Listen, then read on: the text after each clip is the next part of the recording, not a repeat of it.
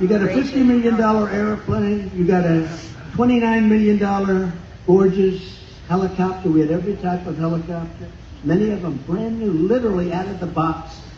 28, 29 million. We have 60, $70 million planes. You mean you think it's cheaper to leave it there so they can have it than it is to fill it up with a half a tank of gas and fly it into Pakistan or fly it back to our country?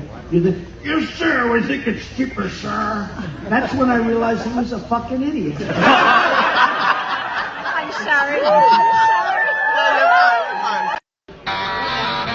No! Hi, my friend!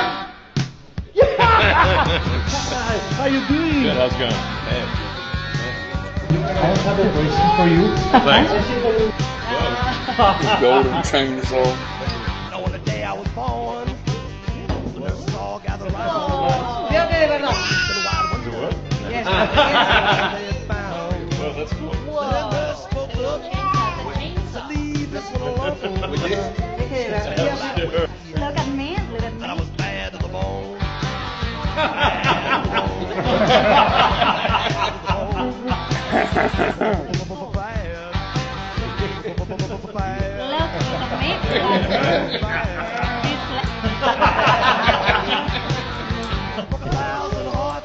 Put it in a nose photo.